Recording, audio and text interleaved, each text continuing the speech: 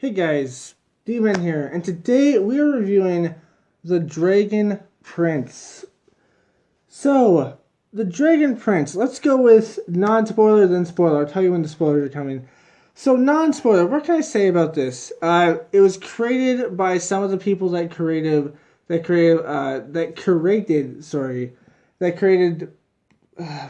Avatar: The Last Airbender, which is a really good show. I liked Avatar: The Last Airbender. Not all the episodes, obviously, but the majority of the show is pretty good. And then I think there was a second one, Core or something. I didn't really watch that one, and plus I didn't hear that it had the best reviews and stuff on it. But this is a show created by the people that created that. And is it good? Is it bad? Well, let me get into that. So without spoiling this, there are I can't really tell you what the factions are and stuff, but without spoiling it, the characters are okay. The characters have not really in depth yet on the characters because it was only 9 episode season, I guess, 9 episode season, and it ends off on a cliffhanger, which kind of sucks. But I guess if they get another season, we'll see what happens on that cliffhanger. But the characters so far are okay. There's three main characters: an two kids, a guy and his kid brother. They're stepbrothers though, and it's very interesting to see. And then there's the bad people, the bad guy and his daughter and son, who are kind of bad, but they're just doing what their dad says, so we don't know if they're fully bad or not. So they could turn bad, but we don't know if they're fully bad or not.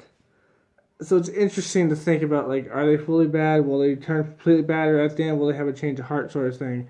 Because it seems like the two sons of the king, which are princes, they're part of the elves little group. It seems like they used to be friends with the daughter and son of the bad guy. And that's pretty much all I can say without spoiling anything. What would I give this without spoiling it? I would give this... Oh wait, I can talk about one more thing before I spoil it. Let me talk about the animation. First off, this is a big... Not a huge gripe, but a sort of gripe. The animation is actually really good at some points. It has good designs and good characters and stuff like that. It's 3D. Not my favorite type of animation, to be honest. I don't really like this 3D kind of thing, this 3D model kind of thing. But it's actually good for what it is. It has a good design, but the animation is kind of choppy at times. Like if someone moves, you can see them going like that. It's like choppy. It's like you can really see the choppiness. It takes you out of the story a little bit, but not too much. I feel like they could have done a better job on that, but it's like really, really choppy at times. And it's actually pretty much every episode there's parts that are choppy like that. I don't think that's just my TV. I think that's probably everybody's TV, but that's like the animation's really choppy.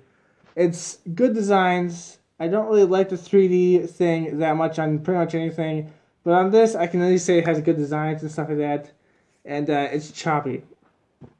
Anyways, that's end of spoiler. If I were to rate this 1 to 10, 1 being the worst, 10 being the best, 5 being average, I'm gonna rate this a 6.5. 6.5. It's not super good, but it's good enough that I want to continue watching the second season if it ever comes out, and I might review it if it's good enough. So, this show spoilers. So this show is spoilers. Basically, it's about these two princes that find an evil elf that's trying to assassinate them at first, but then at the end they become friends. And they go to return this egg that the humans stole, but they thought the humans destroyed it. It's like this plot line where it's just like these people destroyed it, but it turns out that they didn't destroy it. So now they're going to bring this egg back to its parents to stop a war from coming and actually make it peaceful. Like they're going to stop a war from coming and they're going to make it peaceful. But it turns out that the evil guy is there. And at first, you think, he's not an evil guy because Well, at first, like when you first see him, you think like he's the evil guy, right? You think that, but then the way he speaks and stuff, you start thinking maybe he's not the evil guy. And then by the episode, I think it was one or two, you think maybe he's not a truly evil guy until the king puts him in his place, and then you realize, okay, now he's gonna be the evil guy for sure. Because at first you're just like, maybe he is like at first evil guy. Then you're like, maybe he's not the evil guy. But then at the end, you're like, never mind, evil guy. It's kind of like this little emotional thing. Like not really emotional. It's like this little roller coaster that you can tell he's evil, but then you can tell like maybe he's not evil. But then at the very end, you're like, he's evil, obviously. So he's the evil guy that stole the egg, that wanted to keep it for its power. He told his daughter about this, but his daughter never really told anybody, I guess. And he never told anybody. And basically, she thinks the egg's evil and has power, so that's why I said his daughter, like, there's the two other main characters, the daughter and the son. His kids aren't necessarily evil, but they're doing what their father says, which they think is good for the kingdom, I assume. And plus, his daughter's kind of stupid. Like, really stupid. A ditzy blonde, but she has black hair, so. But she has like a ditzy blonde personality. Um, but yeah, they basically go to find the princess. The son is also pretty stupid, but not as stupid as the daughter. The son has the task of killing the princess because he's just like, listen, kill the princess so I can become king, so I can get this war started, so I can take over the magical part, and I can be super powerful because he has evil magic or dark magic, which is weird, but you know he wants to become super powerful, and that's why he needs the egg and stuff like that. So it's like a very average plot line, very average plot line. And then we have the three main, the assassin elf that never got to assassinate because she had to change her heart, and the two princes that are stepbrothers. We have that. They go out into the world to take the dragon egg back. At the end, they don't succeed exactly. They succeed in hatching it. So now they have a dragon, and it's just kind of stuck there. And my cat's meowing like crazy. So now they have a dragon, and it's just kind of stuck there. They're just kind of stuck with it, and at the end, they see a light that goes there, and it's basically the guy's two kids that are going after them, and they don't understand that, but basically it ends off on that cliffhanger. Like, the two kids that are going after them know where they are, and are going to find them.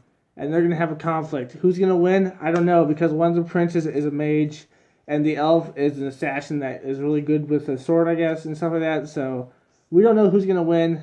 And all we know is that we don't want the bad guy to win, obviously. And, you know, it's just kind of like an average plotline. I would say it's pretty average.